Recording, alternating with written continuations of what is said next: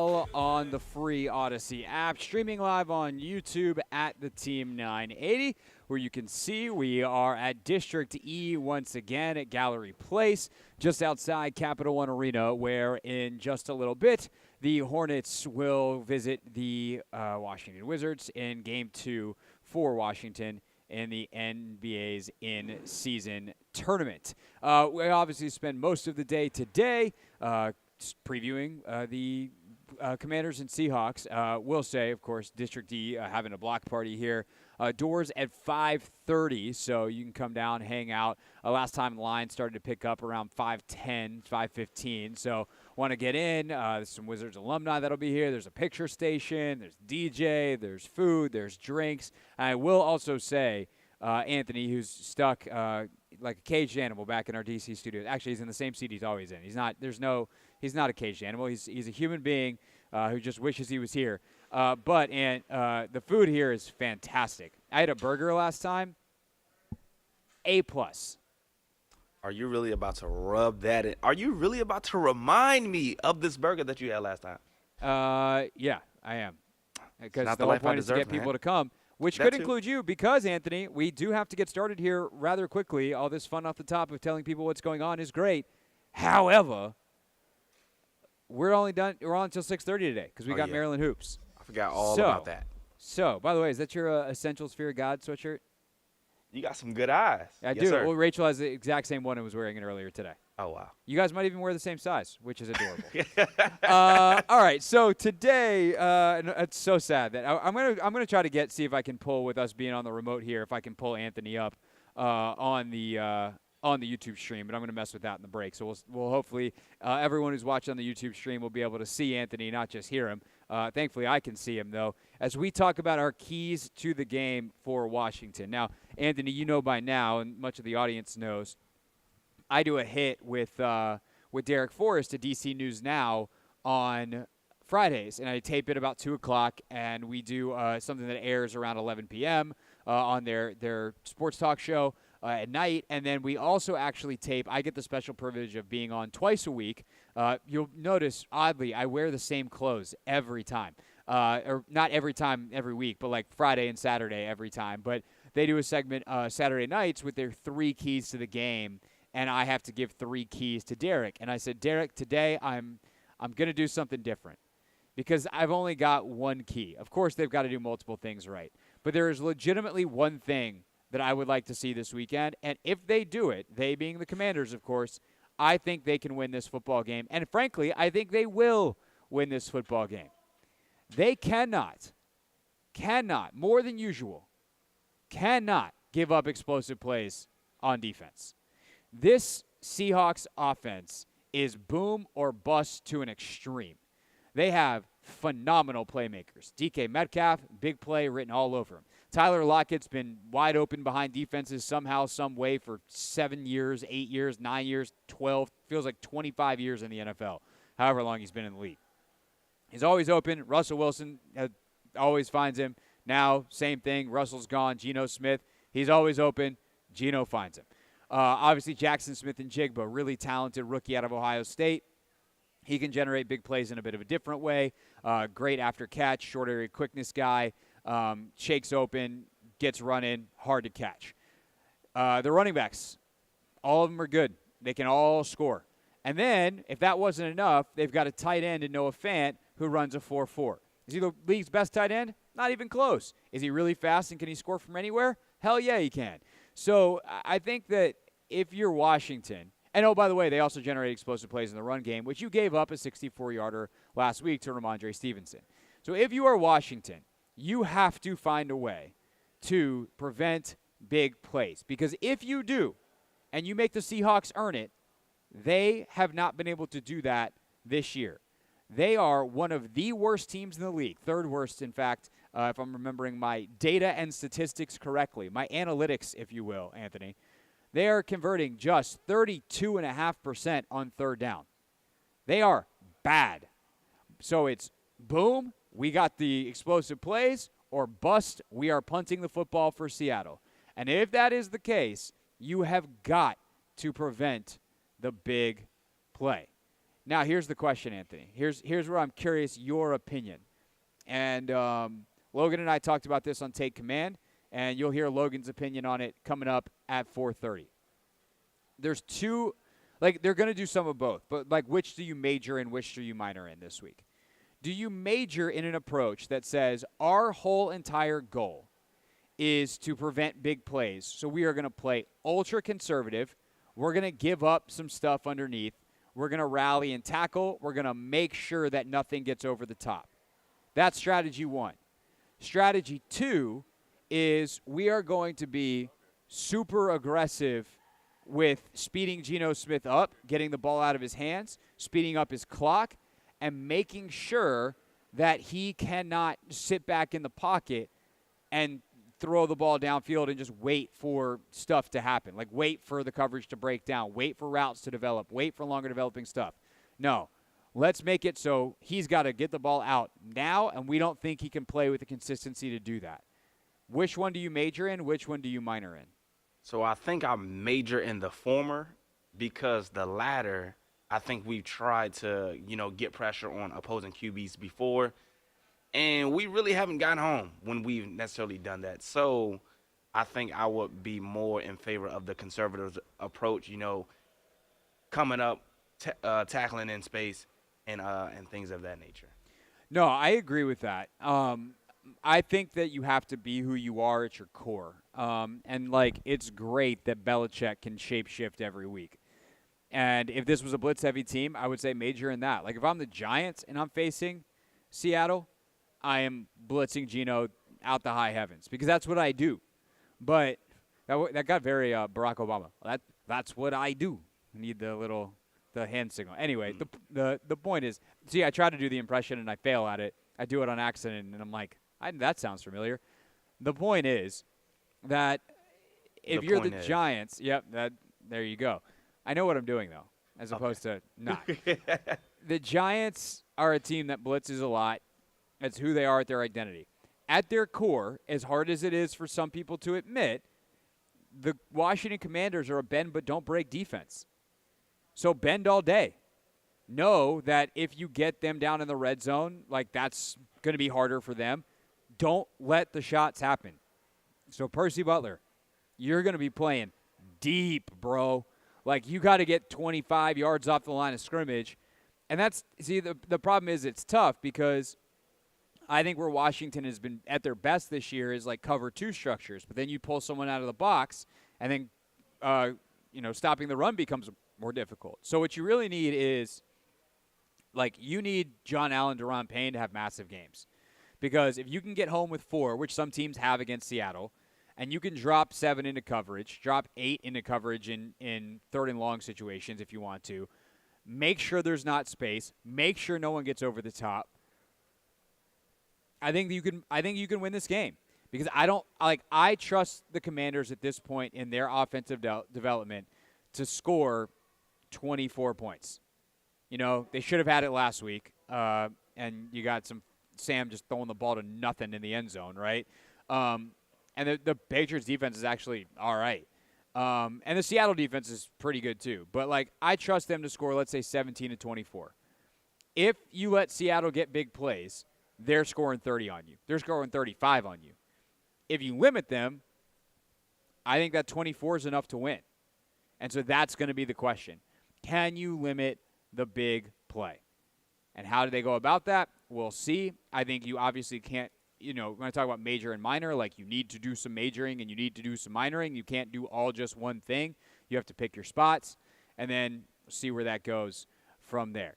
We'll get more of what we think about this game next. Our players to watch for are I'll get Anthony's key to the game as well. Ron Rivera was also very talkative today, so we might get a little bit of what Rivera was talking about coming up as we go. You again hear Logan's thoughts on the Washington defense, Seattle offense matchup coming up in our Take Command special listen at 4:30. My pal Stacey Joe Roast joins us from Seattle coming up at 5 o'clock. Dave Johnson soon after that, as we are at District E. preparing for another NBA in-season tournament game. So Dave will join us at 5:15. We'll go around the NFL at 5:30.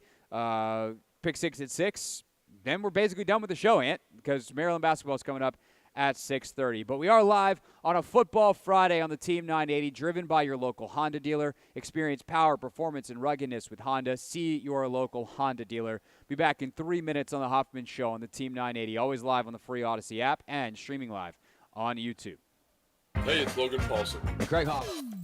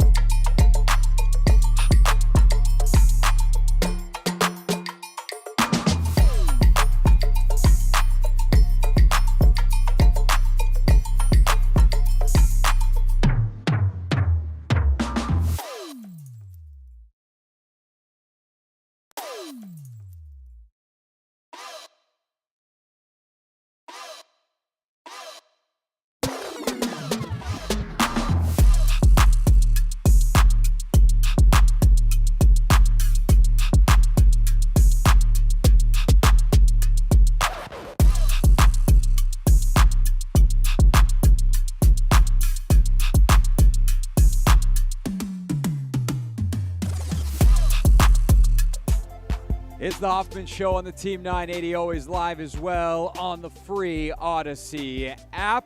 We have gotten Anthony Haney on the screen on YouTube, so you can see beautiful sweatshirt he's got, beautiful pearly white smile. Now, Anthony, I've gotten you on the screen on where everyone's watching, but I was playing my computer settings in the break, and I kind of wonder if I could cause some havoc here at District E.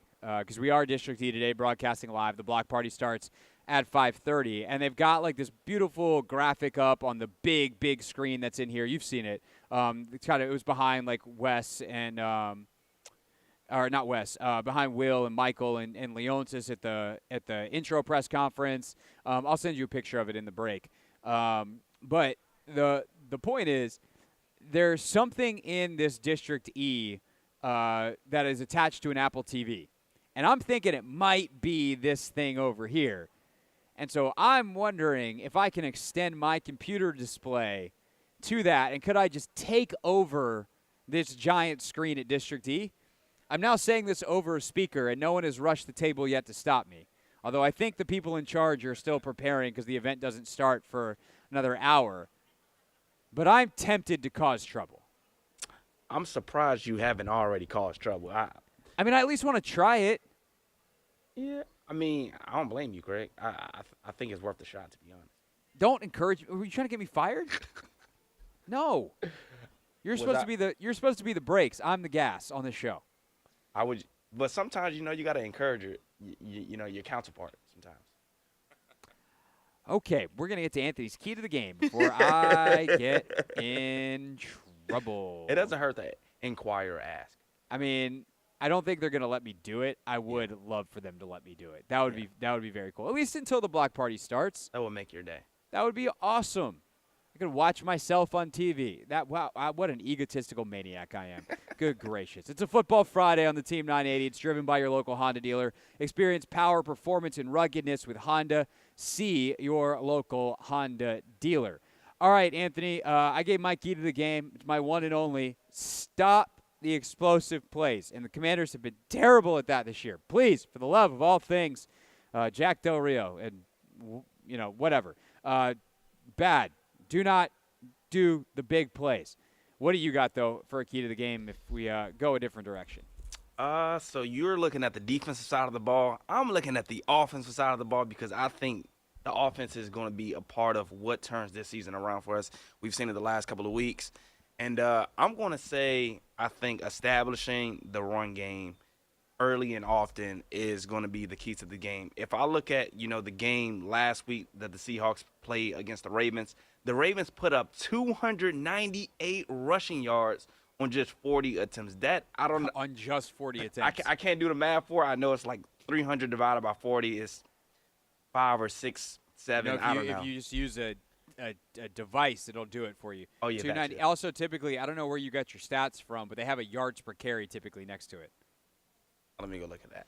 It's 7.45 yards a carry. Oh, there it is right there. You right, Craig? 7.45. Anyway. I did the math with my iPhone. Thank you. But clearly we see that the Seahawks' run resistance isn't all that good. So I think getting Brian Robinson involved, getting Antonio Gibson involved, and a lot of people have been asking for, Chris Rodriguez. Maybe this is a game we also see him. But also I think it's going to just encourage EB.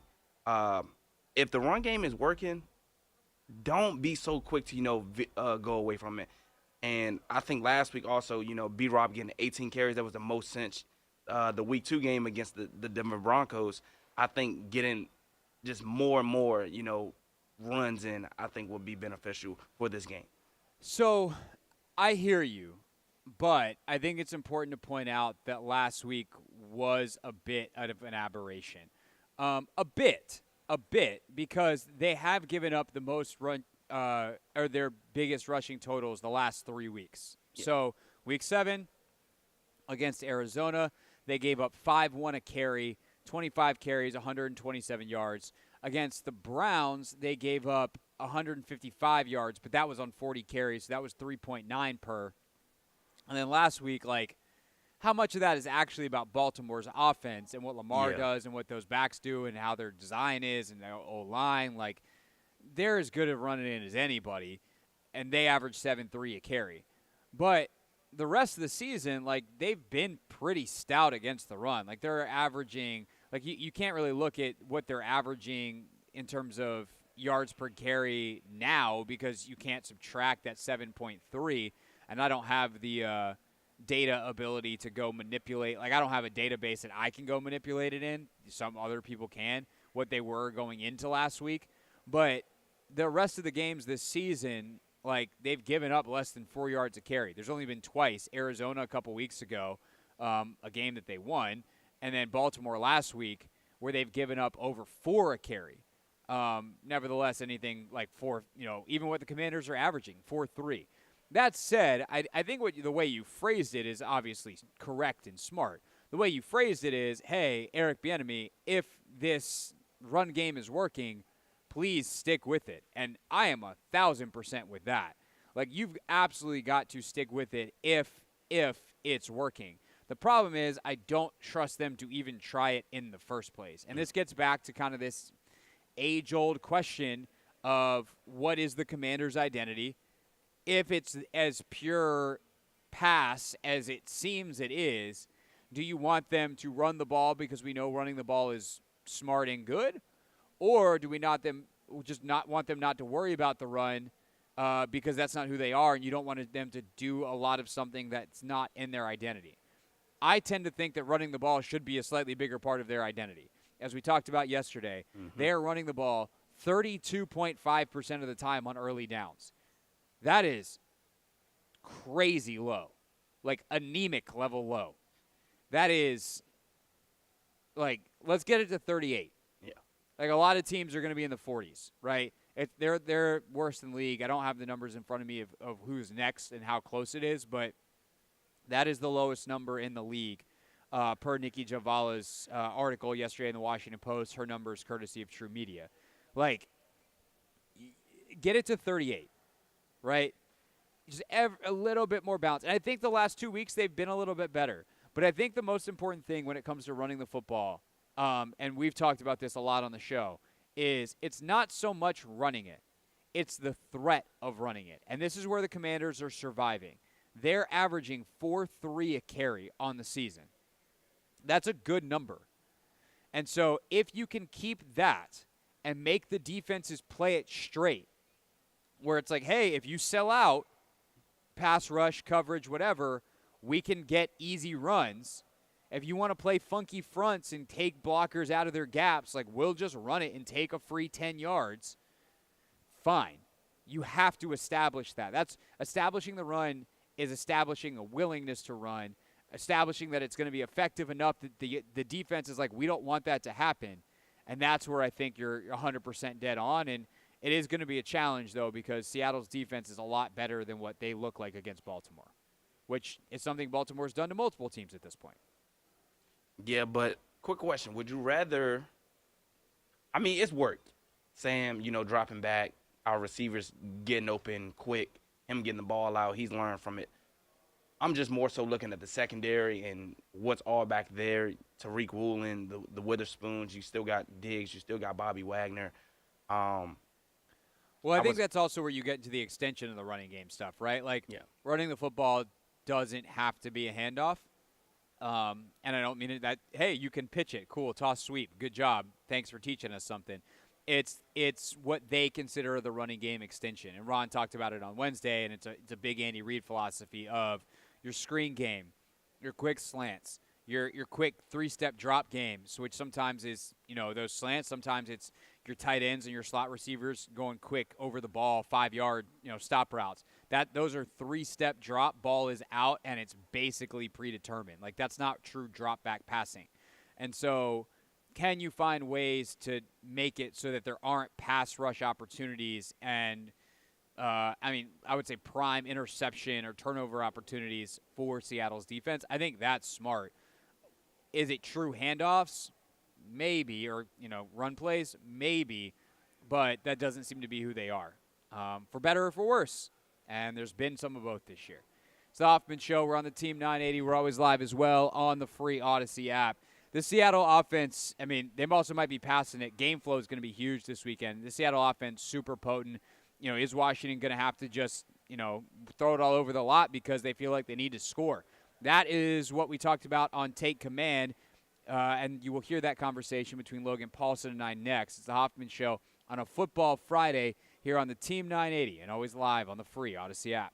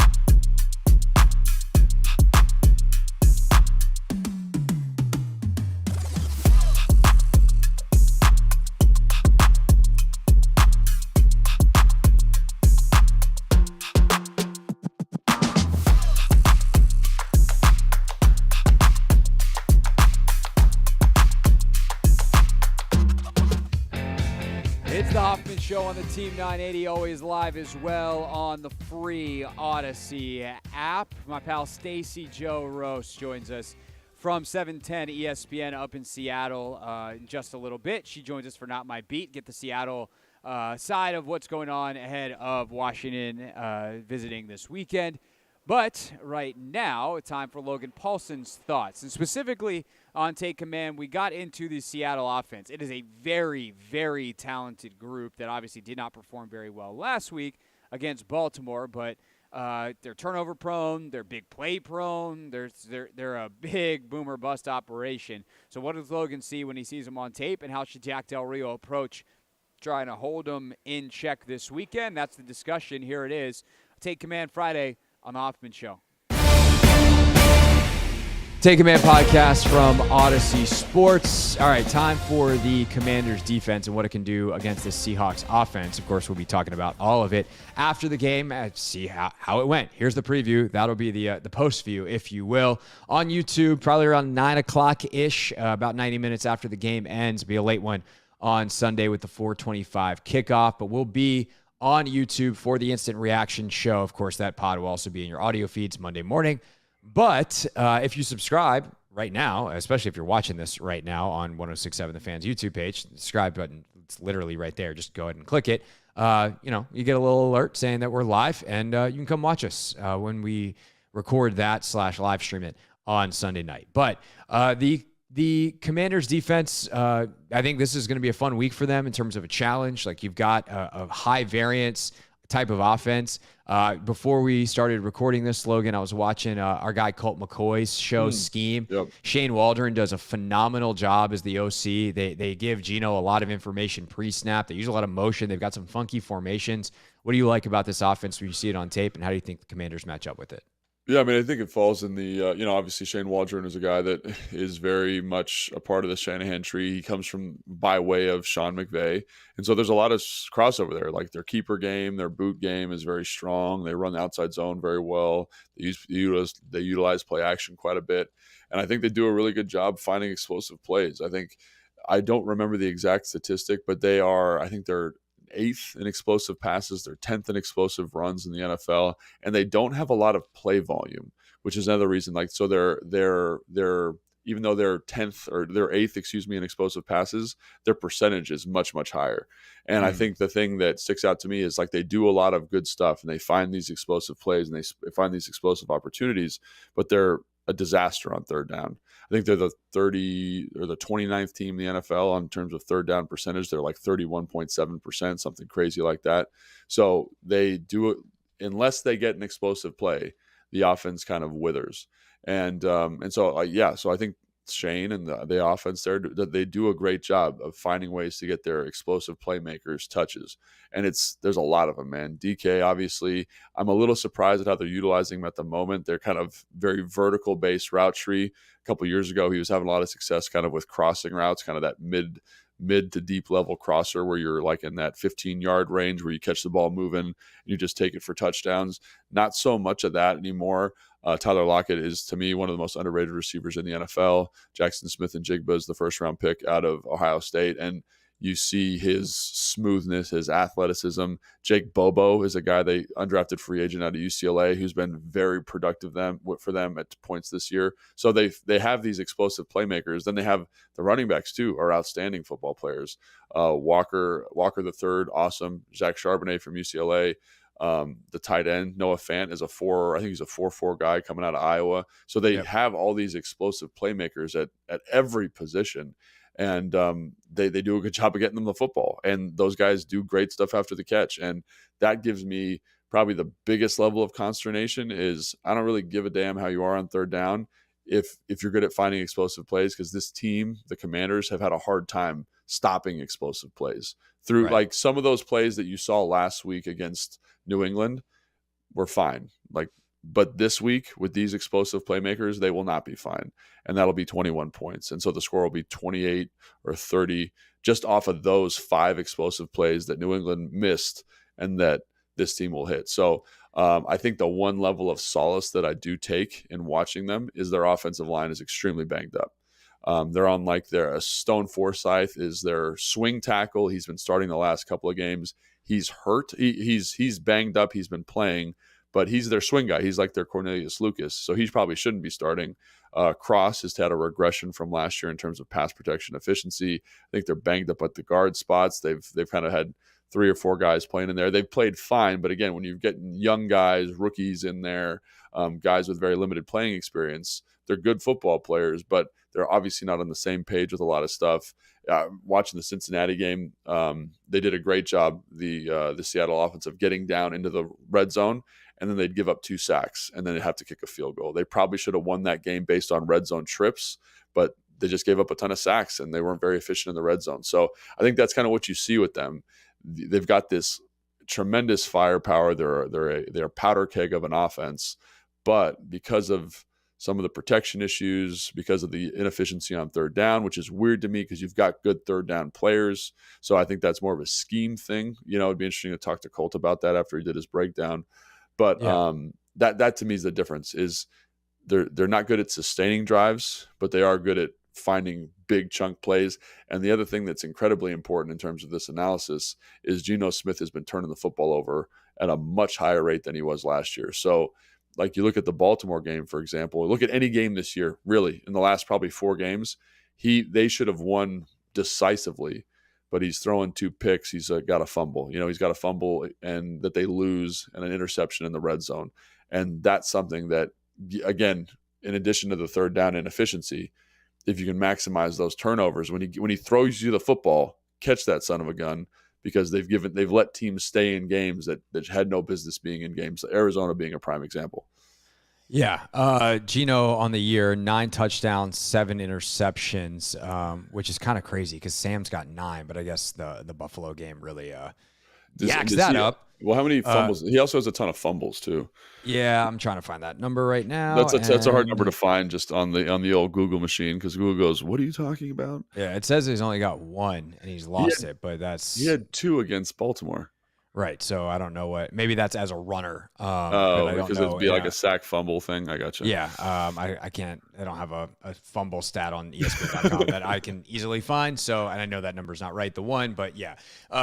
Point is, yeah, you got to take advantage when there's opportunities, because they will give it to you. And I think you also just can't fall asleep. You can't be like, oh, we're killing it, because you get off the field on third down for 4 drives in a row. They stink on third down. They're the 3rd worst team in the league. It's less than 32%. It's like 31.7%. Yeah. It's awful on third down. But that doesn't mean that on the next first or second down, they're not going to hit you for a 70-yarder. And Tyler Lockett's been doing that forever. And one of the matchups that I think is really intriguing is, like, if I'm Seattle, I see what A.J. Brown did to Forbes, and I'm like, how do I get him on the field? How do I get DK matched up on him? And I'm going to let DK big body him, because I don't think that the kid can stop him. And Forbes was awesome last week, but he's doing it against, like, Tyquan Thornton. Tyquan Thornton, all due respect, is not DK Metcalf. And so I think if I'm Jack, like, I got to figure out how I'm going to prevent some of the bad matchups. And, you know, whether that's, hey, BSJ, like, I know you're not the biggest dude in the world, girth wise, like, BSJ's tall, which is helpful, but, like, you're going to shadow DK. And it felt like they did that a little bit last week. Like, they moved BSJ around quite a bit last week. Yeah, they definitely he draws a tough man. Every week he draws the best receiver, which is tough, man. He's like, that's in the slot, that's outside.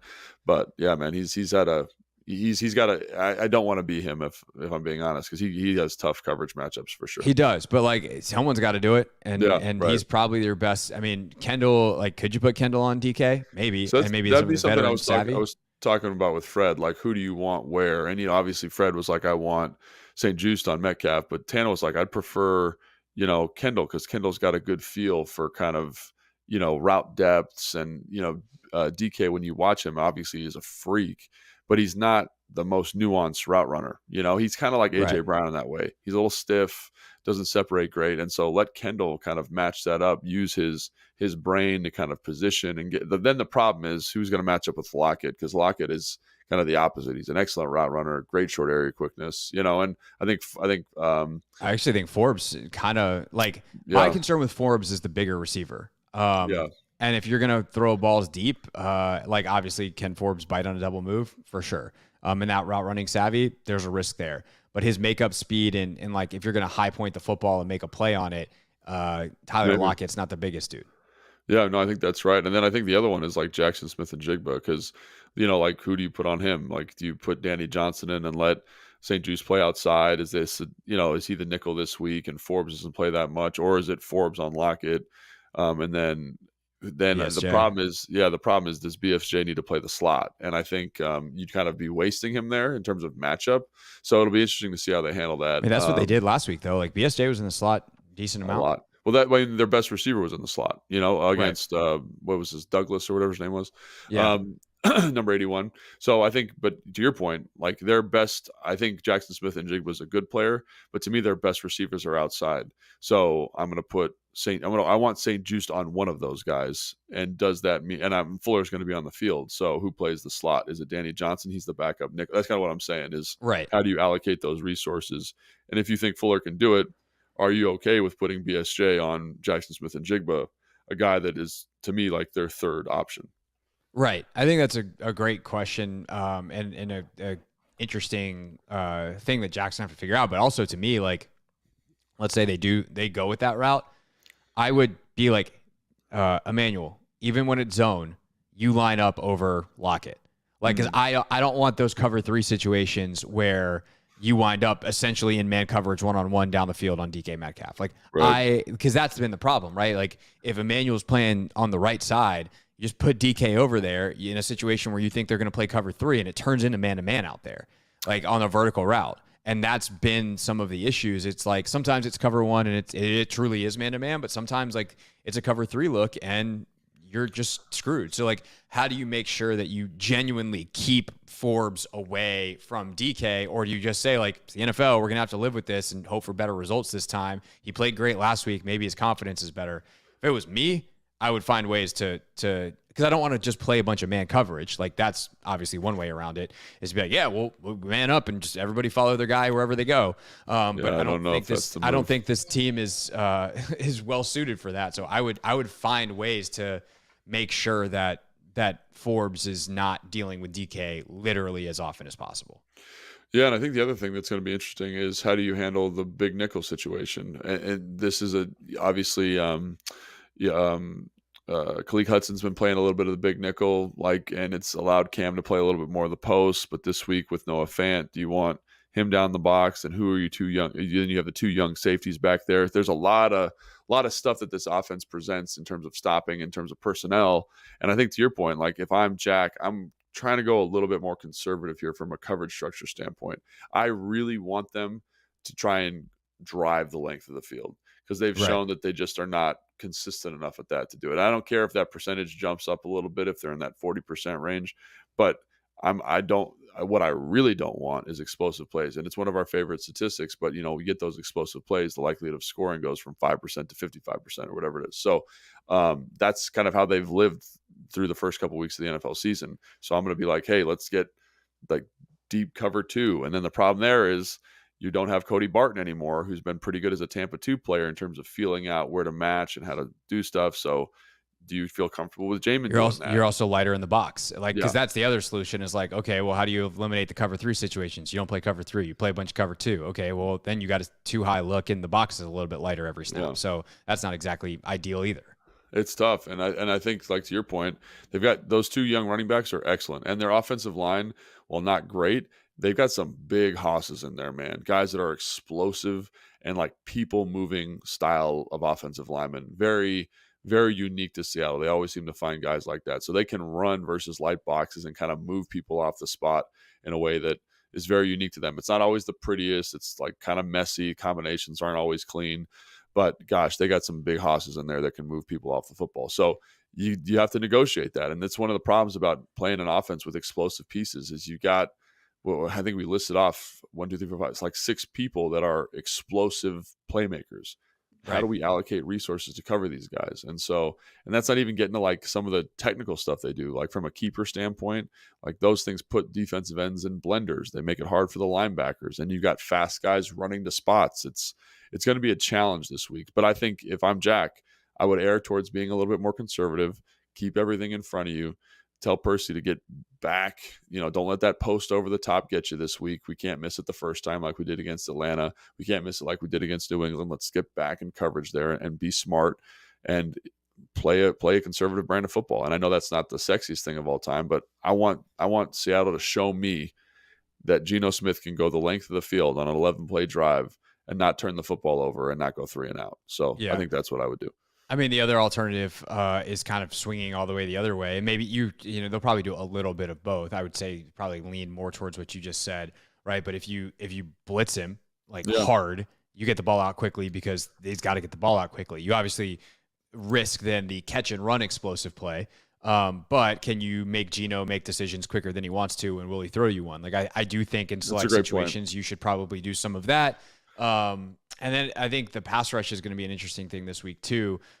They do a lot with motion, and they try to give Geno a lot of answers before the test, which means, or before you take the test. And, that means you got a lot of shifting fronts and different things. But you mentioned the keeper game, the discipline becomes really important. But they do all this stuff that you have to be aware of. And we talked earlier with the Commanders' offensive line. Like one of the things they've done to help them is doing a lot more stuff to break the rhythm of the pass rush. And I think Seattle does a good job of that. Yeah. And so last week is throw it out. Everyone's like, now they traded the 2 pass rushers and they don't have any pass rush. And it's like, Mac Jones gets rid of the ball. The only thing he does well is he gets rid of the ball quickly. Doesn't go to anywhere in particular often, but he does get it out of his hand. This week, Geno will hold it. He will try to make a play. Can you get home? And when you get home, can you sack fumble? Like, can you make a play? Like, this could be a huge Right. Daron Payne type of game where he has one of those impact plays that you're like, oh, that's why we paid that guy all this money. And he's had a couple this year. He hasn't been as consistent, but like he still has a knack for making the big one. So yeah, that's kind of some of the things that I'm looking for sure on that side of the ball as well. I totally agree. I think, like I said, when you look at the Cincinnati game, for example, that they got home with the 4-man rush quite a bit, and those guys did a great job of in critical situations, low red zone, third down, of maybe they're not getting sacks, but they're getting pressures, they're getting them off the spot, they're forcing errant throws or batting passes down, and so it wasn't like a super consistent pressure, but in the big moments they were able to get it done. And I think that's also kind of reflective of how Shane Waldron calls games. They get in these third and longer situations. It's very drop back heavy. They get in 2nd and 10 in the red zone. It's drop back heavy. And I felt like Cincinnati was able to kind of key in on that rhythm and then make plays when they had to. So big game, obviously, for that defensive line. Big game for Jack too. Kind of a lot of problems to solve here. And I think the pressure thing is interesting. I like that a lot. Can you bring a little bit of 5-man pressure, zone pressures? Can you just disrupt this group that, like I said, the offensive line for them, they've got some talented people, but they're not playing really well together because there's a lot of new pieces kind of coming in and out. So can you maximize that? And right. I'm really, again, this is one of those things where you're curious to see how Sam does offensively in terms of managing what they do and managing the noise, and can he continue to build on last week's performance? And then it kind of comes to Jack and getting these guys ready to play a pretty good offense, pretty explosive offense. And if they can figure it out and find a good solution, I think they can win this football game, but it's going to be a big lift for sure. Yeah, people have asked me all week, like, what do you expect? And I expect them to compete. We'll see what that turns into, but I do expect them to go out there and compete. And I also don't know what to expect from Seattle. Like, are they wounded and like fatally flawed now after Baltimore kicked their ass, or are they angry and ready to come back and play a great game at home after getting their butts kicked and they're the bounce back is real. You said this the other day, man. Like, Baltimore is like maybe the best team in football right now. Offensive, defense, special teams. They can run the ball. They got a good quarterback. So I think that might be an anomaly compared to what I've seen from the rest of the year. So I still think they're a good team despite that loss to Baltimore. Right, but like how to handle it? Like, I get what you're saying. Is there a letdown, and then they're like, oh man, all right, well at least we have Washington. Like, we'll just walk in there and beat them, and we'll be fine. Or are they like, no, we're pissed and we're about to go destroy these dudes, and that obviously is gonna have a big impact on the game as well. We'll be talking about it more on Sunday. Take Command pregame show will be live at Tap Sports Bar, MGM National Harbor. You can truly come hang out with us the entire show because we start at 1 p.m. Come watch the games. Come hang out. Listen to us breaking down the game. Hope to see you there. Come say hi. As always, when I tell you to come say hi, please do it in a commercial break. When you talk to us when we're on the air, it doesn't really work that well. But we'd love to see you and say what's up in between us talking. And then we'll be back for the post-game show on YouTube late on Sunday night. For Logan, I'm Craig. See y'all on the radio. Until then, thanks for watching and listening to Take Command. Thanks for watching this clip of Take Command. First, why don't you like it? It lets other people know that it was good, and then they should watch it too. And Logan, we have a new exclusive home for full episodes. We do. 1067 The Fans YouTube page. Go check it out and please subscribe. Yeah, do what Logan said. Do it. Very, very smart. Continuing live from District E, next, my friend Stacey Ross will join us from 710 ESPN up in Seattle, talking about Seahawks and Commanders. And, yeah, don't forget, Take Command pregame show coming up on Sunday. You can check us out at Tap Sports Bar, MGM National Harbor. Depending on what happens, Anthony, see if you can follow along here on the whole scheduling. All right. If Maryland beats Davidson tonight, then the Zardos, who also play Sunday, will be shifted over to 106.7 The Fan. Maryland will be on Team 980 here. Our pregame show that usually simulcasts on both stations will be from 1 to 4. If we can go on the radio all the way till kickoff, we will. But if the basketball is interfering, so if all of a sudden you tune in wanting football preview and you're like, hey, why is there bouncing basketball? And either Johnny Holiday or Dave Johnson describing action, all you got to do is go to YouTube. Because we are doing 3 hours no matter what. Those last hour or so might be strictly on YouTube. It depends on the time of Maryland's game on Sunday, which depends on what happens against Davidson tonight. If they win, our last hour will be live on YouTube only. Good news, 2 stations on YouTube, 106.7 The Fan and the Team 980. This is why you subscribe to the YouTubes, because sometimes that's the only place to find us. When we did our live Wizards Media Day coverage, we did that as well. There are benefits to being a digital subscriber, boys and girls. I don't tell you this just for my own good. So now, Anthony, pop quiz testy time. Where can you get all 3 hours of the Take Command pregame show on Sunday, no matter what? This is easy. YouTube. Bang. Bang. By the way, just a quick thank you to everyone out there who has subscribed to my page at Craig Hoffman. We surpassed it. We did it. We're up over 4,000 followers, or 4,000 subscribers, I should say, to use the proper YouTube lingo, because I'm a professional now. 4,000. We started with very small amounts of content basically a year ago. So, Anthony, in less than a year, I believe, we have gone from 0 to 4,000. That's pretty cool. Thank you. That's okay. That's a lot. You're far too kind. But I am impressed with your ability to pull up a sound effect that quickly. I didn't know you had the applause on deck. I have a lot of drops. Why don't you ever use them? I don't know. What else do you got in there? I got a lot of drops. Pick 2. All right. Here's from The Office. No, God! No, God, Yeah, please, no! Yeah, no, know that one. And then I also have, this is a good one. This is a great one, actually. You like that? You like that? Yeah, I know I was there. You asked me for 2 drops.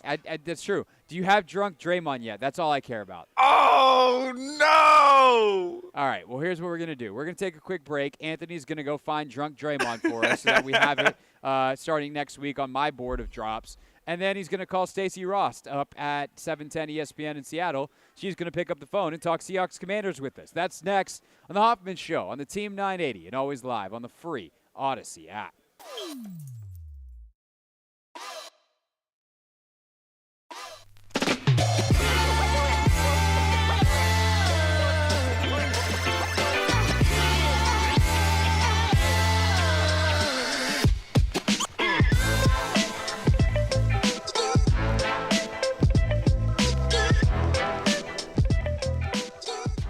Mr. Fortier, how are you, and are you using the headphones that I sent you?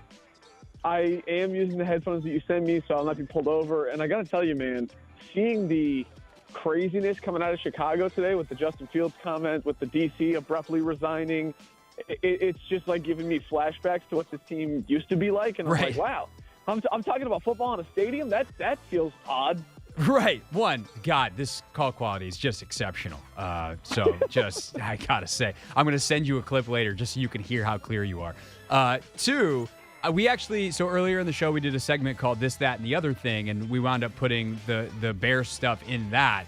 And yeah, it felt very oddly familiar, but also safely distant, which I think is good.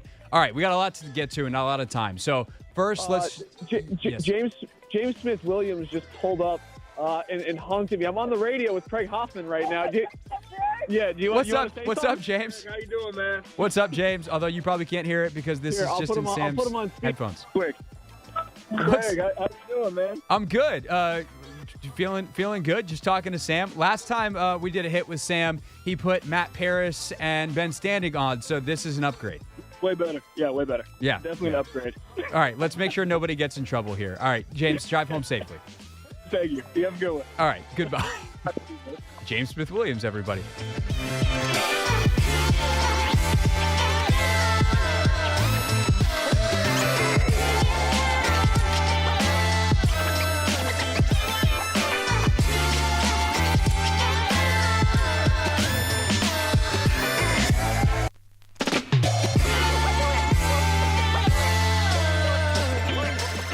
I mean, that's been an ongoing bit. Oh, okay. I think Travis Kelce's got the best bit of all. He's just dating Taylor Swift. So, That's forget the lyrics. and then we got our guy Ian Eagle talking about Travis Kelce finding blank space in the end zone. Now, that's how you do it. By the way, I did follow up. For those of you that listened to the end of the show on Monday, we said we're going to have to investigate was that, like, did Noah Eagle feed Ian, his dad, the lyric?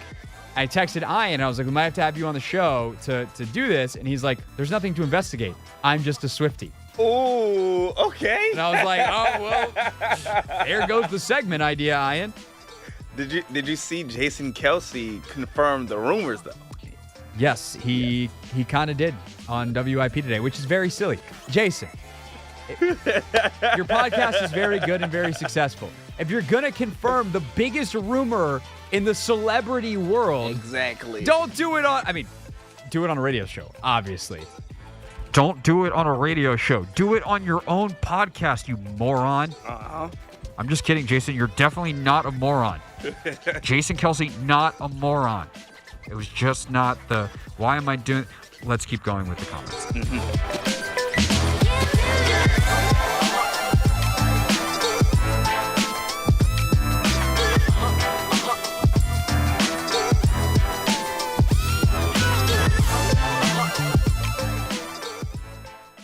We have a new submission to the Real Things Hall of Fame.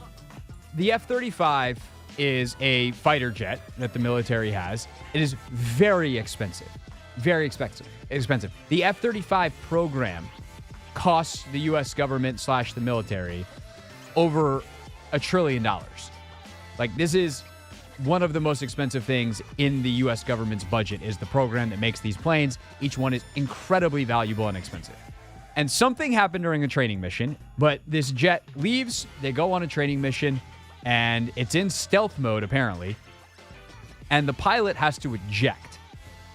So the pilot's like, I'm up out of here. Pilot lands relatively safely, has, I think, an injury or two that has to be tended to, but, like, is alive. But then they lost the jet. So the jet disappeared from the radar. The U.S. government's like, well, we don't know where the jet is. And so the Buford, which is the suburb not suburb, it's in South Carolina. It's by Charleston. Close enough. If people are actually from there and don't want to say that and want to say it's by Hilton Head, I know I grew up in the state. Leave my geography alone for the sake of the story, which I've now made less efficient by telling you all of those things because I can't help myself. Talk about a plane crash. Hey, we're back. So the F-35 gets essentially lost, and they're like, I don't know where this very expensive warplane went. And lo and behold, sometime the next day or later that day, it crashes somewhere, and luckily no one's hurt. But this $100 million plane is gone. Whoopsies. We crashed the plane. And this is an eyewitness account from a Charleston area television station of someone who heard the crash. In the bathroom taking a shave, and I heard a screeching, between a screech and a whistle. I said, what in the world is this? And I heard a boom. Then my whole house shook.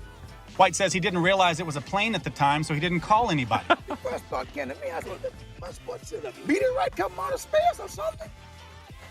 And I said, well, if the airplane, it needed to be reported. Let the thing be flying this too low. The F-35B airplane wreckage created an extensive debris field.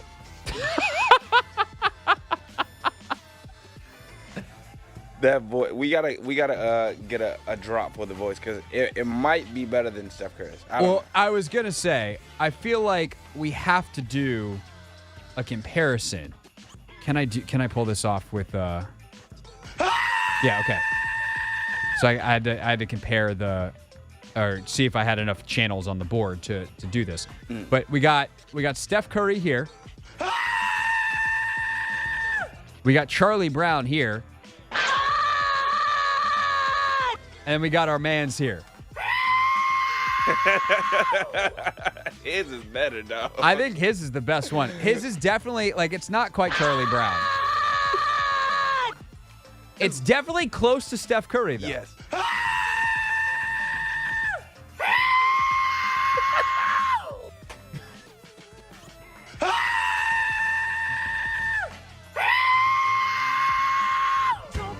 It's the Hoffman Show on the Team 980, always live as well on the free Odyssey app. We are live at District E outside of Capital One Arena at Gallery Place. Doors open for the Wizards block party coming up at 5:30. Of course, in-season tournament tonight. The game broadcasts on 99.1 as we have Maryland basketball here on 980. But we do have these very, very cool tiny Team 980 basketballs. So if that doesn't get you to come out, I don't know what will. Meanwhile, it is a Football Friday here on the Hoffman Show presented by your local Honda dealer. And at 5 o'clock, it is time for Not My Beat. Today's top story from the perspective of someone who's there. You are looking live. This just in, Not My Beat. There, of course, is Seattle, where the Seahawks are waiting for the Commanders on Sunday, fresh off of her show on 710 ESPN in Seattle. Stacey Rost is with us. Stacey, how are you this afternoon? I'm good. How are you? Doing well. So, it's probably been a very interesting week of radio for you up there after the Baltimore game. That's one way to say it. Yeah, Baltimore's done that to a couple teams this year where you're like, we're pretty good. Never mind. The Ravens just proved to us we are Never not mind, I hate myself. as good. Right. So I'm curious, just like, what is the state of the team right now after being shell-shocked 37-3 before we talk about anything related to the Washington game? So we were there at headquarters on Thursday, and it kind of felt the same. I mean, the time that we walk in, they have morning meetings, and it's usually an entire team meeting, or maybe you get some offensive guys in there. They had music blasting, playing hoops. So, I mean, and we don't see them. We're in the room next to them. It's a very loud experience.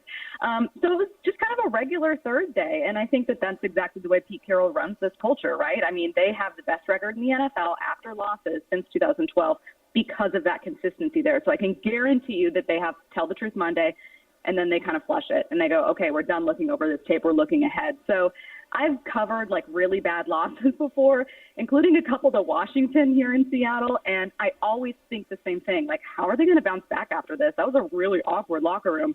And then they're fine. So I've kind of given up worrying about it. Yeah, I remember sitting together in the press box before that 2019 or it was 2017 game. And going like, oh, you guys are going to have a fun day today. Washington can't even dress a full roster. And then lo and behold, Washington's got a bizarrely good record in Seattle. So if the attitude is good, then you get into the actual football. The biggest problem for Seattle, it seems, is Geno Smith and the turnovers, or everybody and the turnovers. Mm-hmm. How do they curb that? Is that a schematic thing to take a little risk away? Is it just taking care of the ball, executing better? What's the talk about turnovers up there?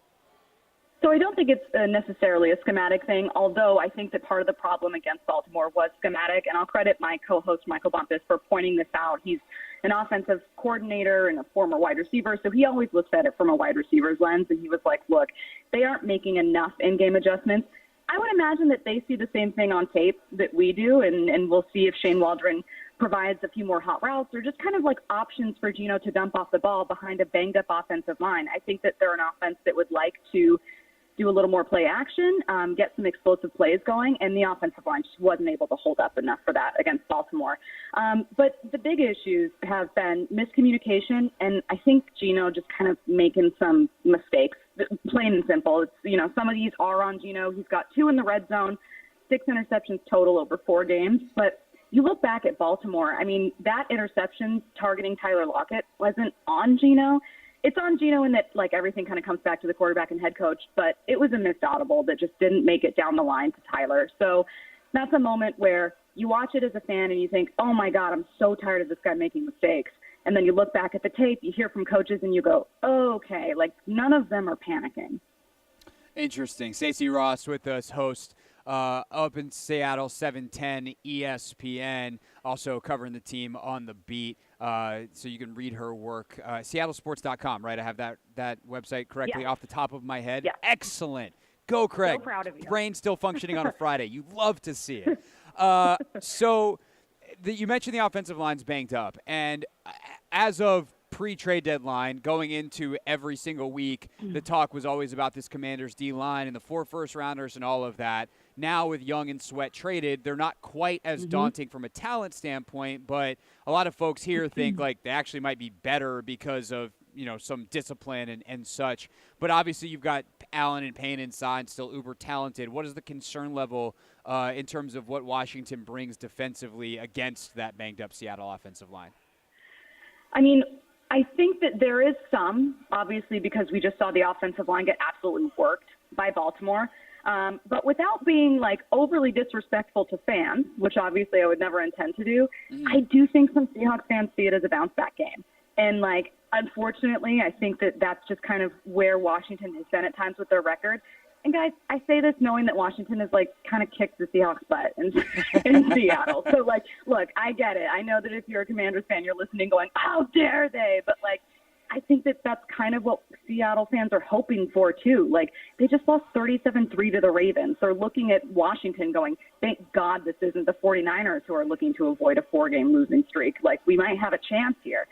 So I think that if you're a Commanders fan, I do think that, you look at that offensive line and you think, okay, there's some opportunities here, but they've just been up and down, so it's kind of hard to predict. I mean, the first, 3-ish games of the season, they were really solid in pass rush win rate. It just kind of didn't hold up. So I'm not sure which version we're going to get, but you are going to see some backups out there, that's for sure. The thing that terrifies me is Seattle has a propensity for generating big plays, explosive plays, and Washington has a propensity for giving them up. Why is Seattle, beyond just personnel, they've got a bunch of really great playmakers, why have they been so good at generating those explosive plays? I think they just have – I'm going to put it on Tyler Lockett and DK Metcalf. DK Metcalf, just a big target, right? I mean, he's exactly the kind of wide receiver that Pete Carroll has always wanted. And so I think you get that guy into this system, and you look for him to get targeted for a big opportunity downfield and just trust, I'm going to throw him a 50-50 ball. He's going to beat out this corner. Tyler is just a reliable safety net. He's not going to get as many of those, 40-yard bombs. But he's always going to be an immediate read or just a backup, and so he'll come up with some of those surprise plays. As far as explosives, I mean, they are better when the run game is going. They actually had a really nice explosive play against Baltimore. It just didn't feel like it and kind of did nothing. So from a Seattle point of view, it feels like they've had a little less.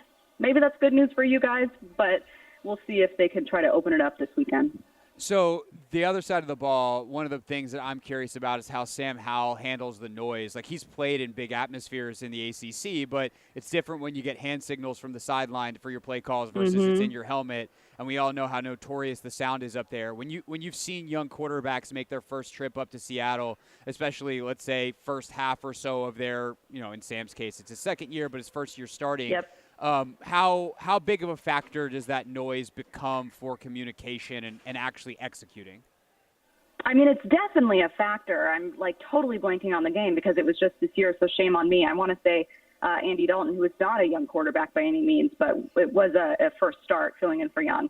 It might have been him, but there was a team earlier that just had 1,000,005 false starts against Seattle. I want to say it was 8 or something like that. So the noise is a huge factor, and Seahawks fans are well-trained. Most NFL fans are. You can say this about Arrowhead. You can say this about a lot of places. But if they sense one false start, they're relentless. They will not let up. It's I've been on the sideline. We went down there to film thinking the game was going to be over. It goes into overtime. So we aren't expecting to be on the sideline. And as you know, normally the media press box is much more quiet. Yes. And I couldn't hear myself talk. I mean, I was talking to someone next to me and I couldn't hear what I was saying. And players have said that's what it's like. So I will say that, it's a slippery slope for Sam Howell. If he makes a mistake or two, I think he's in danger of making a lot more with this crowd. Definitely. On our podcast this week, Logan Paulson, who used to play for Washington, said it's the only place that he's ever lined up at tight end, tried to yell at the tackle next to him and couldn't hear. It's that wild. It's truly, you cannot, on the field, you cannot hear the person next to you. Last but not least, what prediction-wise, you're a radio host now. You're not a reporter. We just play sometimes reporters during the week. You host a daily show. I'm making you make a prediction. What do you think happens this weekend? Okay, so I am maybe more optimistic than is maybe more pessimistic Commanders fans. I think this might be a closer game than we think. I know the Commanders are allowing the second most points, so I think there's an opportunity for Seattle to find the end zone. I'm going a 27, maybe 21 kind of thing. Seattle's defense still looking to bounce back. Okay, I got 27-24 Seattle, so we're pretty on the same page there. Twins. We're twins. Stacey Ross joining us from ESPN 710 or 710 ESPN, I should say, in Seattle. She's on middays there. They do a fantastic job at that station. Stacey, thanks so much for the time, and enjoy the game this weekend. Hey, good talking to you. Thanks so much.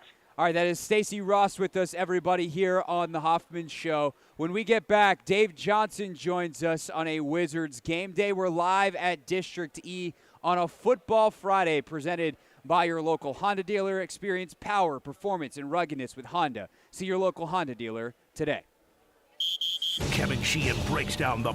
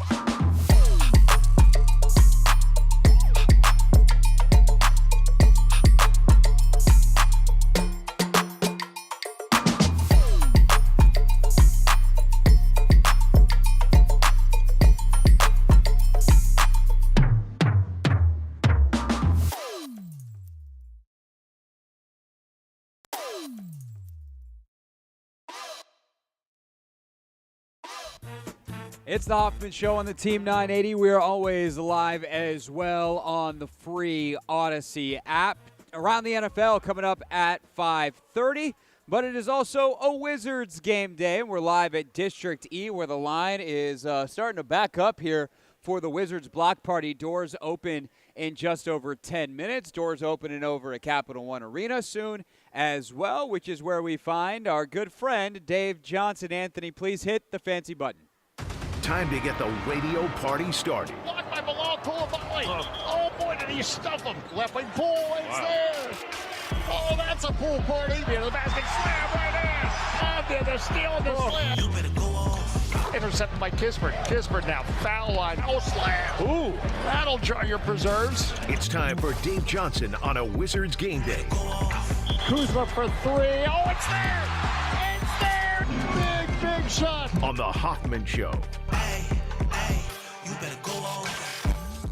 All right, Dave joins us now ahead of Wizards and Hornets tonight, coming off a big win, Dave. That feels good, especially when you got the same team again, and you just go get to hopefully beat them again. Yeah, and it feels good to be back home. I'm just across the alley from you here inside Capital One Arena, and it feels good to be back home because guy stops me on the way here, and he says, now what time are you going to be on tonight? I said, well, 6:45. And he says, no. When you're on with that ESPN guy, Craig Hoffman. Oh, I said, no, that's 6:15. But that poor guy is going to get in his car at 6:15, and he's going to call me a liar next game. So I'm on at a different time. But the feel-good point is that people are out there listening and talking up that, hey, we got to be with that ESPN guy Hoffman. So I'm always glad to be with the ESPN guy Hoffman. And I'm glad to talk about a win because, look, we talked on Wednesday before the game. Again, not that you want to, make an analogy to boxing, but let's face it, the Hornets. Somebody said, they're more in the Wizards' weight class versus the Philadelphia 76ers, and the Wizards got 72 points off the bench. They still need to improve the defense in terms of when it's half court. Big reason why they won the other night, and we talked about it before the game, well, they forced points, forced turnovers and turned them into points, which they've been good at all year. They still need to clean up that half-court defense. So even a win doesn't mask the need to do that. No, that is definitely true. And there's some other things that I think are interesting coming out of that game. And I mean, I think the big topic that's not quite as fun is some of the good things is Jordan Poole plays just 20 minutes, doesn't play in the fourth quarter, has probably his worst game so far of the season. I mean, the positive spin is that they figured out how to win anyway. But how do you balance the concern and the excitement that Jordan didn't play well, one of your best players, but also you won it. Winning's cool. Well, it was clear for whatever reason his shot probably was not going to go that night. But I think also if the bench that was on including Jordan Poole on the bench, couldn't have been more happy for the people that were getting it done because, look, that's just a democracy on this team. If you're playing well, as they were, that group and that bunch, you don't say, all right, well, but we've got a rotation we got to stick to, and that's bad coaching. So. Wes Unseld's always said that, and that's why when we talk about, starters, et cetera, it's nice when somebody starts the game, but it doesn't necessarily mean that if you're coming off the bench, it lessens the importance. I mean, as we've talked ad nauseum and should about DeLon Wright's importance, not only on defense, but his assist to turnover ratio now is something like 7-1. So it's one game. Now, if there's 10 straight games where Jordan Poole can't hit a 3-point shot, then obviously that's a concern not only for the Wizards but for him. But when there's 82 games, it's not just Jordan Poole or not just every player is just not going to have a night that works out for them in the scoring sheet. But they got the win. That's the bottom line. You still look at the numbers and how Poole has put them up this year. They've still been solid. The exciting thing is they will get better, I believe, and he'll get better from 3-point distance. No, I tend to believe that as well. Obviously, we'll see how quickly he can turn that around. Dave Johnson with us here on the Hoffman Show. But so much positive from the other night. Continuing with, like, Kyle Kuzma, and at this point, I think we're at the point, Dave, where we could probably take him for granted. That would be silly. We shouldn't do that. I'm not advocating for it. I'm just saying that it's easy to because he's so reliably 20 points a night. What are you most impressed with about how Kyle has continued to mature and really become as solidly consistent as he's been? Well, I think the big thing with Kyle Kuzma we're seeing is, he's not relying on three-pointers to put up 28 points or get in that neighborhood. He's showing that he can continue to score in so many ways. And not that he didn't before, but I just think it's happening on a more consistent basis now for him. He can hit the three-pointers, but, some of his spin moves to the basket and how he's under control. And he's, he's a guy now that, as you said, you can almost bank on 20 points, more than 20 points. Of course, he's scored more than 20 points in each game. And it's also the way he does it. It's so smooth and under control and consistent. He's been a player this season where, you can look up and all of a sudden, wow, he's got 23 points and not even realize it. And that just shows, if you want your leader to be consistent, he's been very consistent. No doubt. Dave Johnson with us from over inside Capital One Arena. We are just outside Capital One Arena. And Dave Harvey Grant just got here. Eton Thomas is on the way as well. So the block party is about to go off in here, Dave. You sure you don't want to come over? You got to prepare for your job. But this is as people are listening, this is what it's all about. I wish I could sneak over there, but I've got to get ready for the broadcast. But we've got such a wonderful city, and this concept of a block party, and not especially tonight. It's a Friday night. Even if you're for whatever reason not going to the game, enjoy the block party. It just fun's not a bad thing. Somebody once told me. So just have some fun. Whoever that was, that's a smart fella or lady.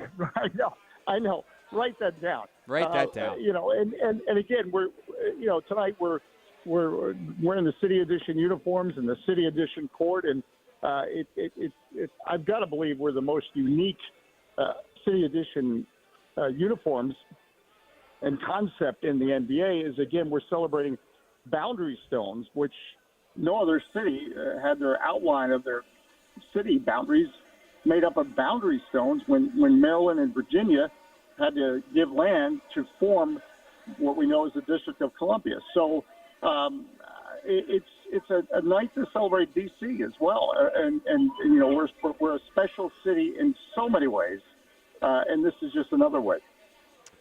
Dave Johnson with us here. So back to the basketball real quick, Dave. Last thing I want to ask you about.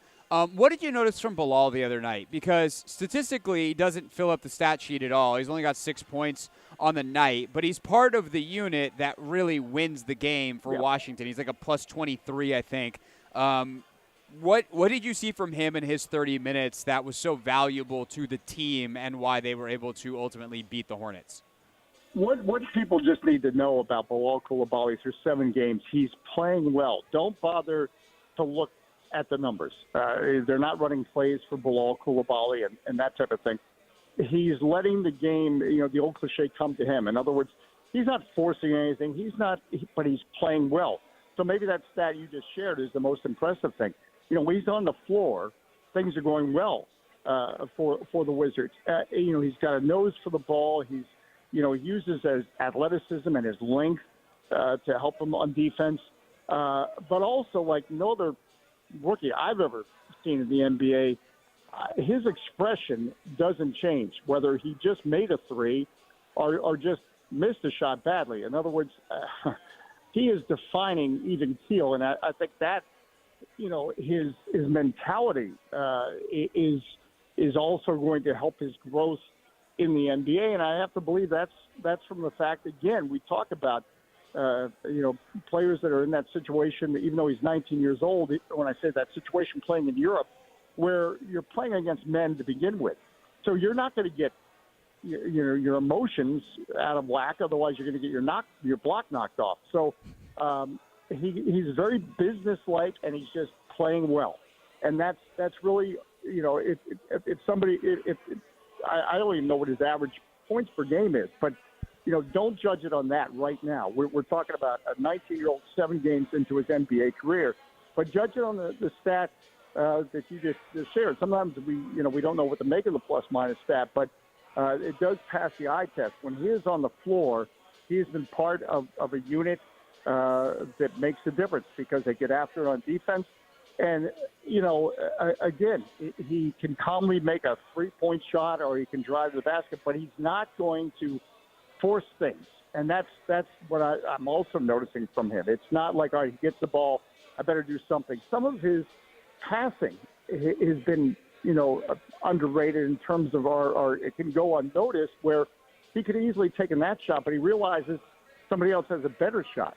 And these are all things that, sometimes you don't see from rookies, not because they're selfish, but again, the NBA game is such a jump in speed of decision-making that you need to have.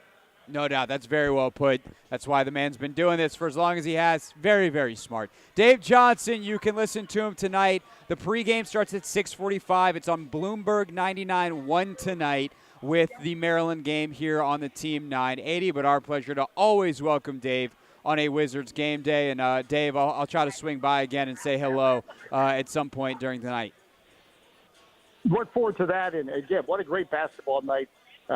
Again, go Maryland as well with Johnny Holiday and company. And again, as you mentioned, will be if you want to tune in to us, we'll be on 99.1 FM tonight. Yes, indeed. All right, Dave, thank you so much. See you soon. All right, that's Dave Johnson with us here on the Hoffman Show. That is our basketball preview here on this Friday. Doors now open for the block party here at District E. Come down, say hello. Again, we always ask, just say hello in a commercial break, because if we're on the air, it's very distracting. I'm heinously ADD, and I will just absolutely stop the show, which would be bad for everyone. This is, however, Football Friday, driven by your local Honda dealer here on the Team 980. Experience power, performance, and ruggedness with Honda. See your local Honda dealer. And next, Anthony and I will go around the NFL, give you a pick and some analysis on every single game on this weekend's NFL slate.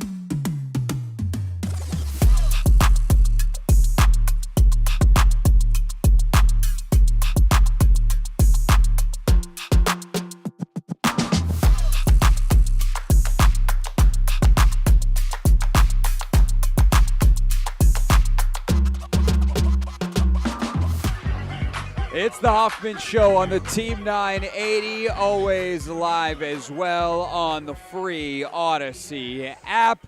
It is 5:30 on this football Friday on the Team 980, driven by your local Honda dealer. Experience power, performance, and ruggedness with Honda. See your local Honda dealer today. All right, Anthony Haney back in our DC studio as I am at District E outside of Capital One Arena where the block party is on. You hear the music in the background. You hear the people in the background. It is a good time here at District E at Gallery Place. Might just have to come down after his shift ends. We'll see if we can get Anthony Haney down here. But in the meantime, we're going to do something that he dreads every single week. We're going to pick NFL games. Although last week, not bad, sir. Not as good as me, but not bad. That's the thing, Craig. I got to catch you. It doesn't matter how, good I do, as long as I do better than you. Well, and I've come up with maybe this will be the week for the first time in like 7 weeks. I hope so. Let's hit the NFL music and let's pick games here on this football Friday. We forgot to pick last night's game, Anthony. I would have picked the Bears. I presume you would have as well. Yep, I would have picked the Bears. Can't add things afterwards. Nope. So it is what it is. We're just going to be short a game. Commanders and Seahawks. I'm already on record. I mentioned my pick to Stacey Ross when she was on with us. I was on with Sheehan today when they picked it. So my pick's already out there. I've got the Seahawks beating the Commanders this weekend, 27-24. Anthony, what do you got in the Washington-Seattle game? And then we'll spend a little time on the rest of the games before our pick 6 at 6 breaks down this one even further. This is the week I make up, Craig. I'm going with the Commanders. Wow. I'm going with the Commanders. I think we'll be able to get to Geno Smith. And then also offensively, I just like where we are, and I think that continues. They're going to play a lot of man defense. I think Jahan, I think Terry, I think those guys are going to be able to have some days, and I think Terry, he's due for one. He hasn't had a 100-yard receiving game all season. I think this is the game he does it. I think that could be. I don't hate that pick. I don't hate that analysis. I do think it's funny that it's like, man, I love what we're doing offensively. They scored 20 last week. Yeah, we had some back-breaking turnovers. They did, but that's more so what it was. That has been on brand for them. So we'll see if they can get it right. Our pick 6 at 6, where we take the 6 most influential Commanders in the game or predict them. That's coming up at 6 o'clock. All right. To the team that just lost to Washington. They're playing in Germany this week against your boys, the Colts. First of all, is Zaire playing this week? He said he's playing. Okay, well, that's helpful. If he said he's playing, he's playing. So Zaire Franklin hopefully back for the Colts. Whether he's out there or not, I'm taking Indianapolis. Look, The Patriots flat out are a bad football team. I don't think they're going to be any better in Germany than they are in the U.S. of A. Give me Indianapolis in this one. Yeah, I'm taking the Colts as well. And for every reason you just mentioned, for real, the Patriots are a bad team, and they're injury ravaged, so I think I'm going to go with those guys. Yeah, I think it's hilarious that in Germany last week, it's like, hey, here's our best. Here is Chiefs and Dolphins. And this week, it's like, we are so sorry we sent you the New England Patriots. And watch it be fireworks. Watch it be fireworks. Back here in the States, Cincinnati. Bengals hosting the Houston Texans, coming off that miraculous win. C.J. Stroud on the year has 14 touchdowns to 1 interception. He's a rookie, bro. They've played half a season.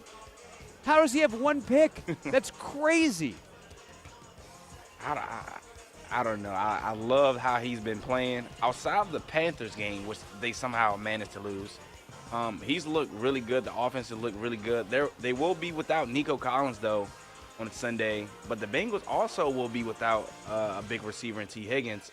So I think some extra guys are going to have to step up. I think I'm going to go with the veteran in this matchup between Joe Burrow and CJ, and I'm going to go with the Bengals. Yeah, I think this could be a shootout, but I think I trust Joe Burrow. They're still clicking. Their defense is pretty good, too. Lou Anarumo, one of the most underrated coaches in all of football, the defensive coordinator in Cincinnati. We'll see if they can figure out how to engineer a couple of turnovers. Texans-Bengals, give me Cincinnati, who, by the way, is 6.5-point favorites at home. Saints and Vikings. Can Josh Dobbs keep it going against a very good Saints defense? New Orleans 3-point favorites on the road, and I'll pick this one first. I will take New Orleans, but I feel terrible about it because I don't like the Saints. I have a soft spot for the Vikings, but I would like to be right. This one's tough for me, man. The Vikings are so banged up at receiver. It is ridiculous. KJ Osborne, he went down last week. Justin Jefferson's been out. I just don't know if they'll have enough firepower, to be honest. I think if they were healthy, I would probably lean the Vikings. But I, too, think I'll go with the Saints. And Taysom Hill has been huge the last 4 weeks. So he has. By the way, here at the block party, Harvey Grant is here signing autographs. And the Syracuse legend, Etan Thomas, just walked in. There he is, if baby. you're watching on the YouTube stream, saw me dap someone up, salute. That's because Etan Thomas just got in the house. So great time down here at District E for the block party. Okay, so I hear you on, like the problems for Minnesota. To me, the receiver stuff, absolutely very valid.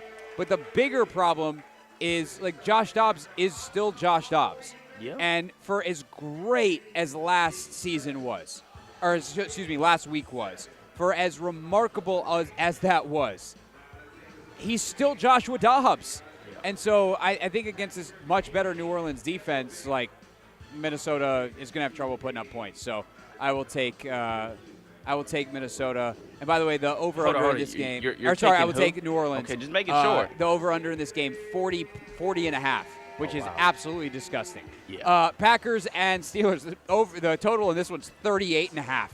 Yikes, man. So Packers and Steelers, Green Bay coming off the win. The Steelers are like the most, I can't believe they're still winning games team in the NFL. Who you got? I'm going with the Steelers. I think defensively, T.J. Watt, I don't know what Minkah Fitzpatrick's injury status is. Let me see what it is. Oh, no, he won't be playing.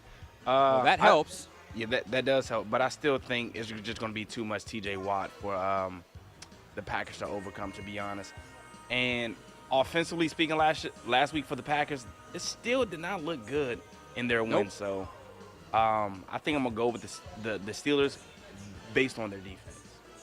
I agree with that. No, and they're at home. I think the Packers still are just, like, if they're going to be good with Jordan Love, it's at least a year away. They need to figure out how to engineer that offense for him. They need to get him better weapons. The guys they have are so, like, that is an insanely young football team, to the point that they are actually legitimately the youngest team in the NFL. I believe I saw that graphic on the broadcast last week for them. Like, it's just, they're too young, and they're not experienced enough. They've got some talent, but it's not ready to win right now. So give me Pittsburgh, who somehow is always ready to win. Titans and Buccaneers, Will Levis versus Baker Mayfield. Who knew that would actually be something that could be kind of fun to look forward to? But, you know, I still think I'm not ready to really pick Tennessee any week unless they're really, really playing like one of the dregs of the league. And I would say Tampa's slightly better than the dregs. Yeah, I don't know if I'm there either, Craig. I think in this game there's going to be some points scored, though, especially consider what Baker was doing last week. Baker looked pretty good. I got to go with the Bucs. I can't go with the. You want to so bad because you're trying to find places you can make up games on me. Yeah, and I got to be smart. I'm going with the Bucs. This next one's going to hurt, man, because I don't know what to do with it. 49ers, Jags. Jacksonville 6-2 on the year, has been really hot as of late, and their offense still isn't even clicking on all cylinders. The 49ers, 3-game losing streak after the 5-0 start. They are on the road where they haven't won a lot. They're favored by 3, and they're coming off the bye, which I think matters. Do you want to pick this one, or you want me to pick this one first? You can go first.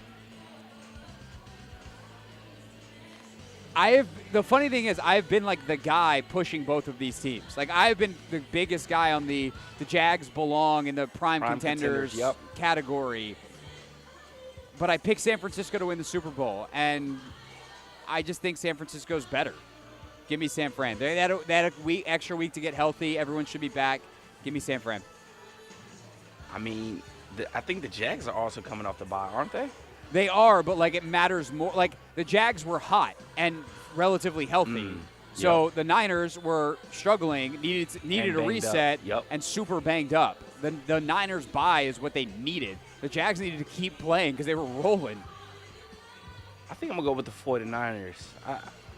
I think they're the better team. Again, if Trevor Lawrence can go out there and prove me wrong, go out there, have a dominant performance against the 49ers, I'm sold on them now. I won't, trash the Jags anymore.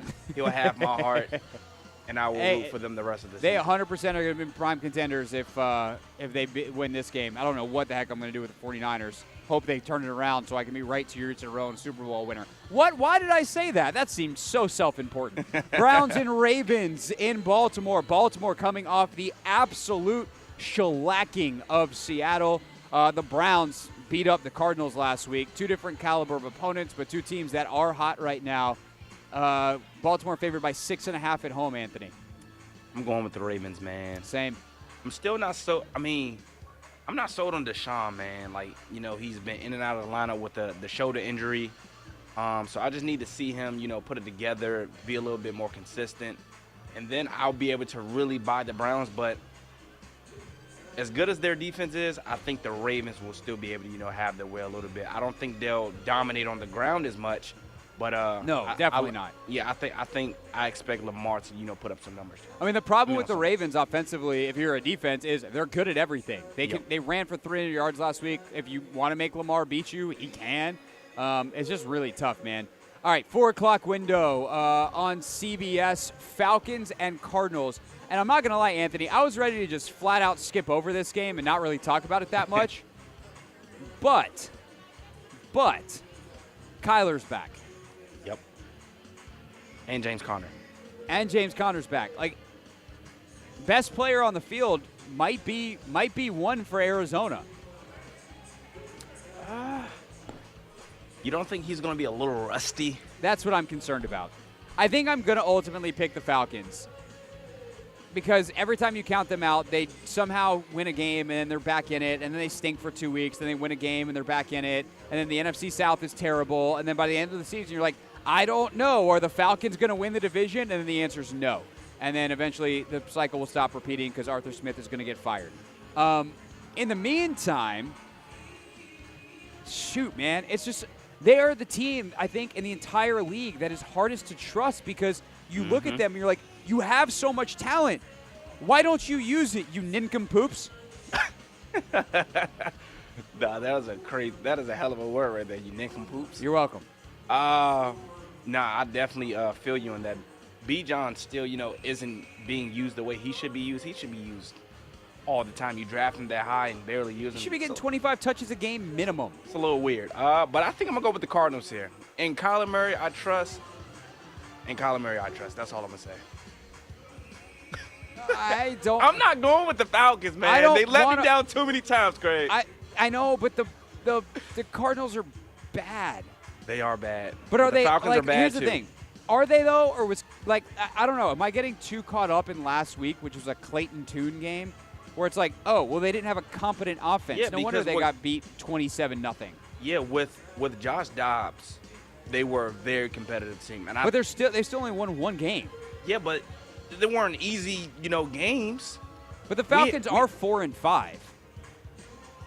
This is me. You keep your pick. Yeah, I'm trying to talk. I'm trying to talk myself into taking Atlanta because I think I'd be right. You know what? I'm taking Atlanta. I'm I'm proud of you. I hate it so much. I honestly, Anthony, I don't. Not for your sake. I'm not rude. I'm not trying to be charitable to you. I don't want you to beat me that way. Even though I do want you to occasionally be right. I want to be wrong on this because the Falcons don't deserve it.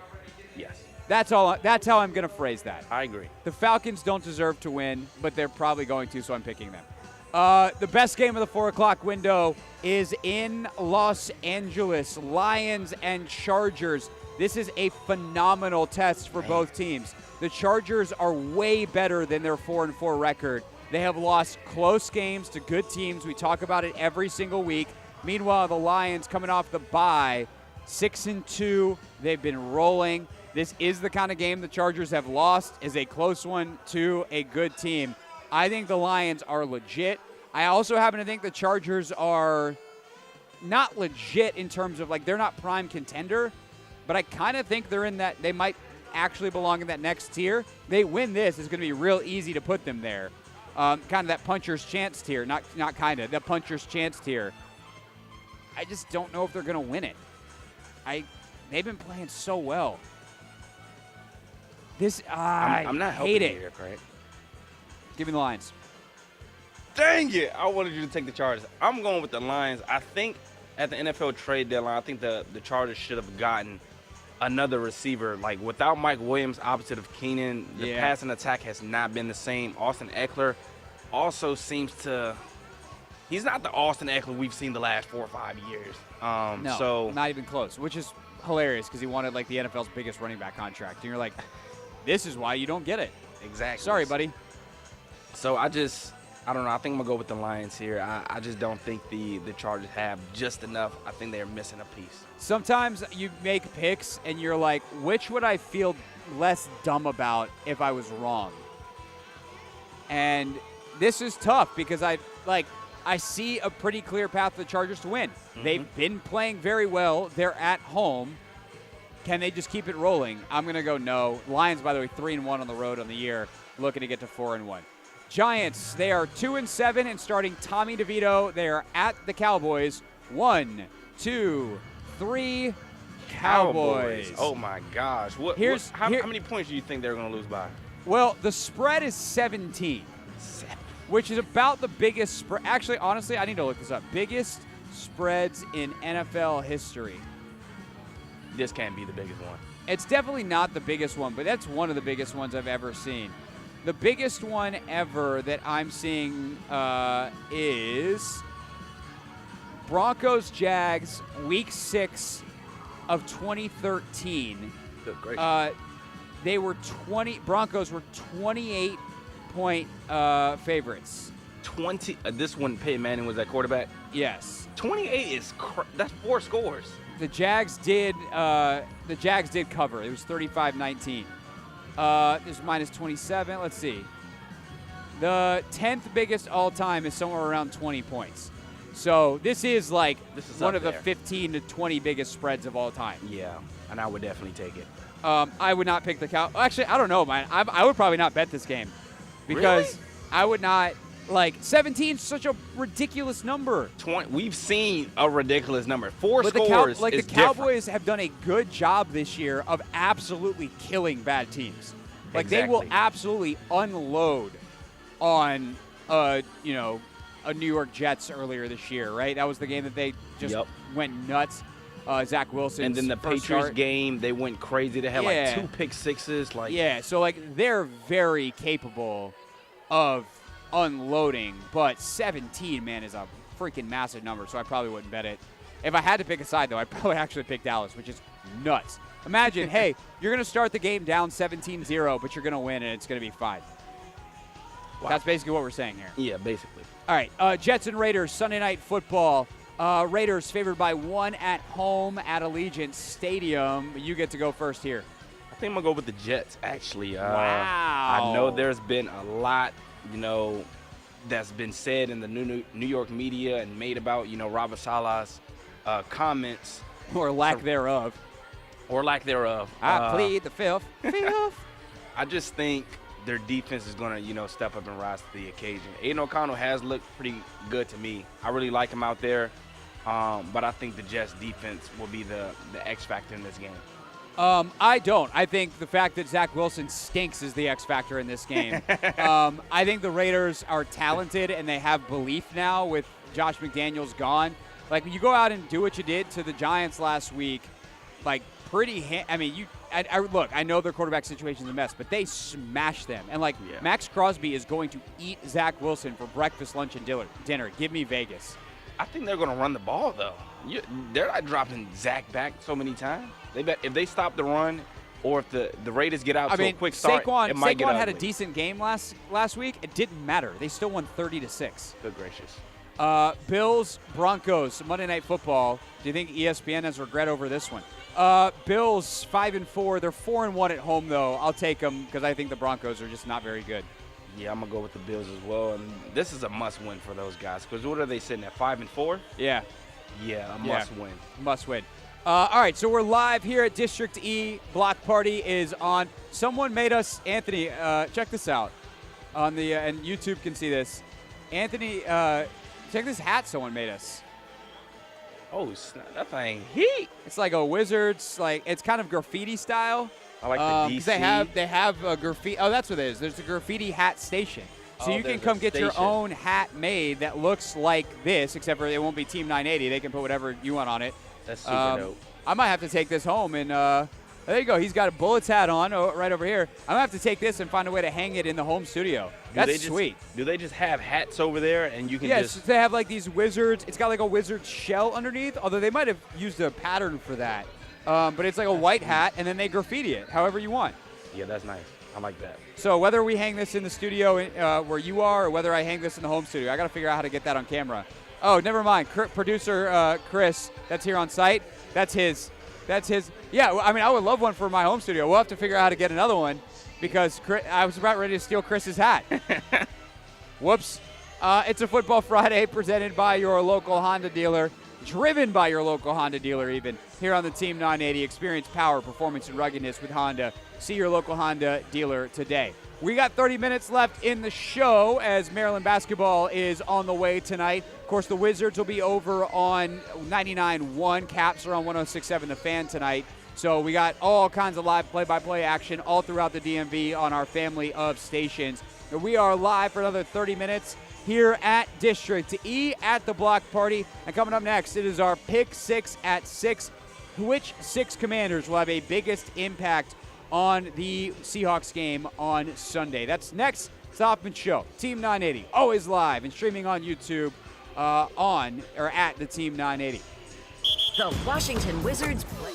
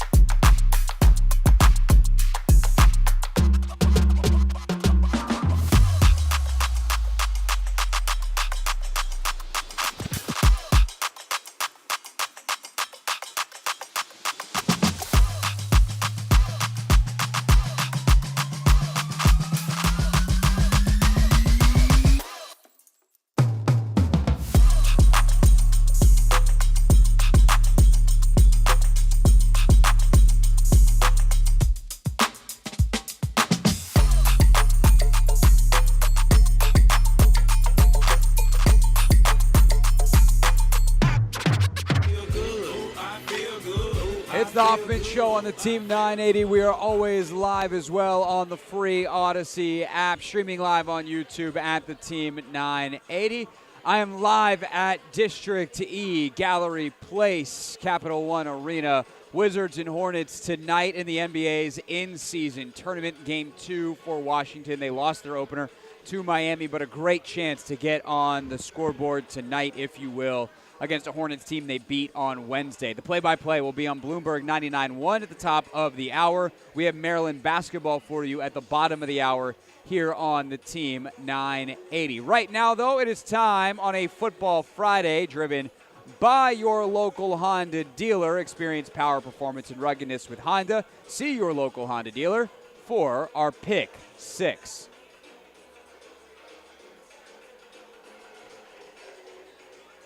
If Anthony's computer lets us. The 6 biggest Commander storylines. It is caught! Delivered at 6 o'clock sharp.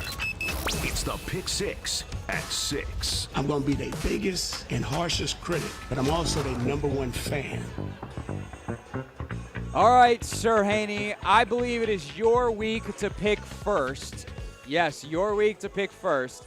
I went last week and we alternated as opposed to one person picking all at once. That's how that works. It's your week to pick first. You pick one person, and then I go. Number 1.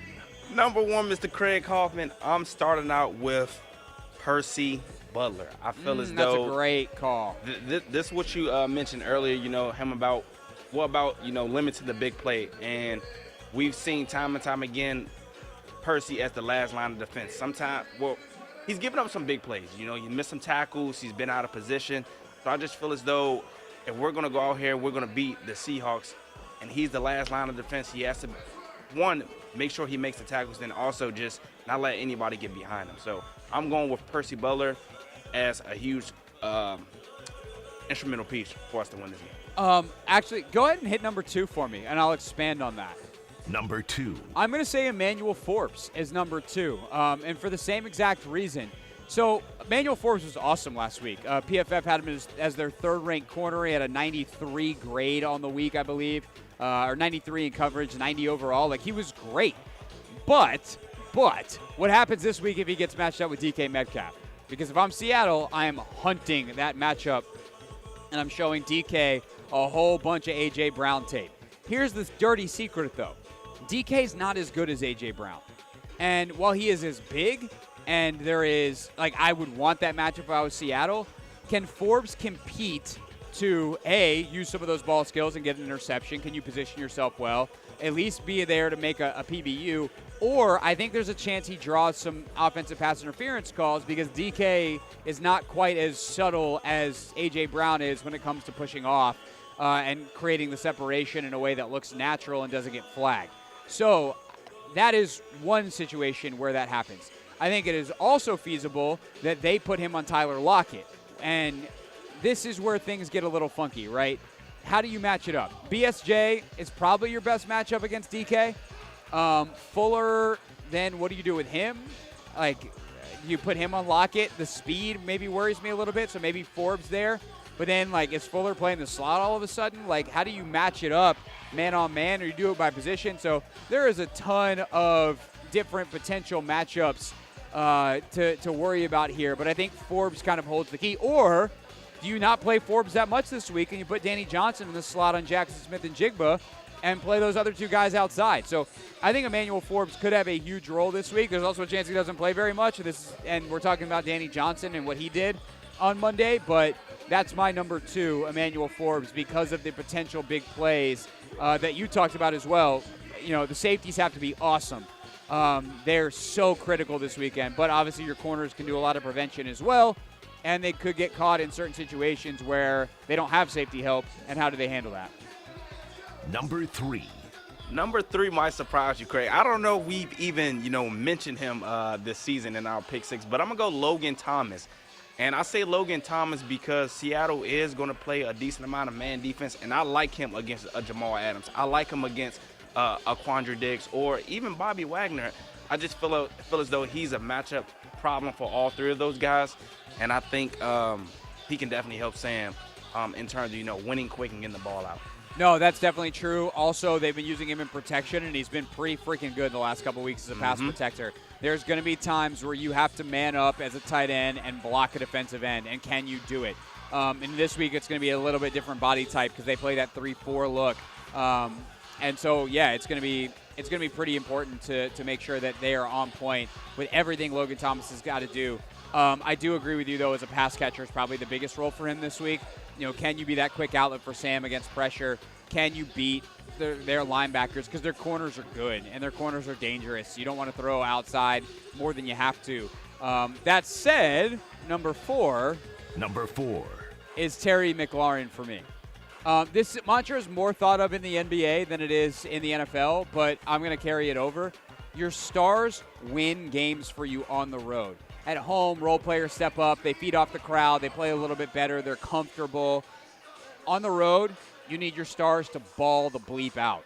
And I think that Terry McLaurin is out to potentially prove something this weekend. Like, he's getting the looks. What can he do with them? And against some pretty interesting corners, obviously Witherspoon, super duper physical.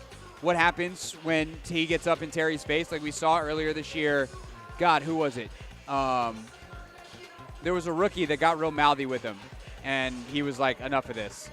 And he drew a couple penalties. He got a couple completions. It was Banks for the Giants. And just the offense was such a disaster on that game that it wound up not ultimately mattering. If Witherspoon tries to get inside Terry's head, it will not work. Terry will destroy him. And so can Sam get him the ball. But I think Terry has a massive impact. If he has a big game, I think they're going to be right there. If not, I don't think they have a chance. So what does Terry do against him? And also Tariq Woolen, who's a super interesting, he's like 6'3", runs a 4.3. Can you use some of your quickness to get those long legs tied up and get free and catch the ball on the run? All right, final two in our pick six. Number five, I'm going to go with Brian Robinson. And I say Brian Robinson because, again, I think the run game can be, huge for the team. And also, I feel as though if we get off to a quick start, establishing a run, getting the ball out, and we get up, we can quiet Lumen Field. And, I think that is going to bode well for Sam. I think all week long people have been talking about how will Sam do at Lumen Field, with the noise and things of that nature. But guess what? If we go out there and we get up, we'll be able to, continue to run the ball, melt the clock. And I think Brian Robinson will be a huge part of that. Yeah, I think that's 100% true. That crowd noise is going to be such a big factor. He's never dealt with anything like it. I mean, he's played in some loud stadiums this year. Denver probably chief amongst them. And they figured out how to dig out of a hole in Denver. So maybe they have great hand signals and whatever else. But, man, it is a different beast there, and it is impossible to communicate. And for a quarterback that's had a little bit more freedom at the line of scrimmage and a little bit more control and command, if you lose that because of the noise, what happens? And we're going to find out on Sunday, and hopefully they're ready for it. I'm torn on number 6, Anthony. Number 6. It's the interior offensive line or the interior defensive line, and I can't decide who. So I'm going to, since this is the last pick, I'm going to make the case for both, and then we're going to pick one to make it the official 6th pick. But I think John Allen and Deron Payne have to show up this weekend. Like, I think there is a chance for them to make a huge difference in the run game. I think there's a chance to make a huge difference as pass rushers. Geno will drop back there. Like, he is sack fumble prone on occasion. So I think that there is a lot of opportunity compared to last week where it's like, dude, Mac Jones is going to get the ball out. Who knows where it's going to go, but he's going to get the ball out. Meanwhile, there is a familiar foe on the other defensive line. Leonard Williams had a pretty good game against this team not that long ago. And obviously it helps that he was playing next to Dexter Lawrence. But if Big 99, who got traded to Seattle at the deadline, has a huge impact on this game, that is obviously trouble for Washington. So your Chris Paul, Tyler Larson, Sam Cosmi combo has to deal with that. I think I'm going to go Allen and say, like, it's your stars on the road. Let's go make a play. But I think both of those things are extremely relevant to a Commanders win. I think I'm going to lean John Allen, Deron Payne, to be honest. Again, your stars on the road. If John Allen's so tired of, the losing and stuff, go out there and make plays. I mean, I think him and Payne are due for a big game, and let's go out there. Let's get more than one quarterback pressure. Let's get more than one John quarterback Allen, hit. be the change you want to see in the world. Yes. That's what we're talking about this Spoken weekend. like a true champ. All right, it's the Hoffman Show. We're on the Team 980. Always live as well on the free Odyssey app. We are live at District E, wrapping up here at the Wizards block party before the in-season tournament game tonight against the Hornets. We are wrapping up, though, not because we're giving away to Wizards basketball here on the Team 980, but Maryland's got Davidson tonight. So we'll make sure you got all your bearings straight on where to listen to the games. We'll make sure we got our weekend preview next. And then it is time for real things, real people said, and real microphones. That's how we wrap up here on the Hoffman Show on the Team 980. Always live on the free Odyssey app and streaming live on YouTube.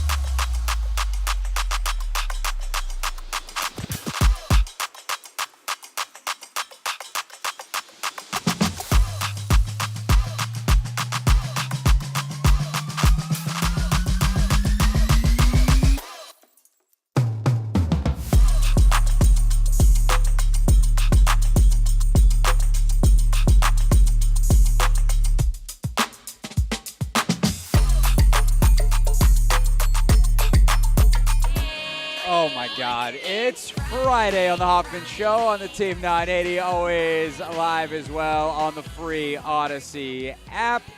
It is a football Friday driven by your local Honda dealer. Experience power, performance, and ruggedness with Honda.